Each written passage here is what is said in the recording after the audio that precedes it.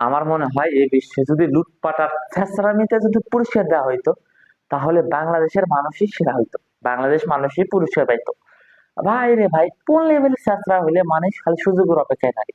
বর্তমান ফিলিস্তিন ইস্যু চলতেছে, এখানে ফিলিস্তিনের পতাকার দাম 50 থেকে 100 টাকা।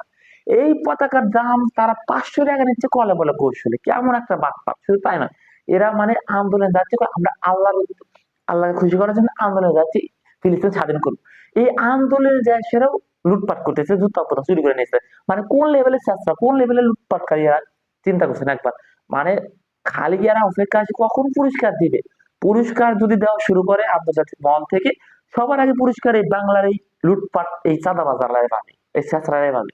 মানে লজ্জা ছাড়াই বাংলা জাতির জন্য কিছু নাই আর কি। মানে কি একটা বলি, ফালতু ছেঁচড়া, এদেরকে সভ্য বানানো, এই যে এই কোশ্চিন কালো যাবে।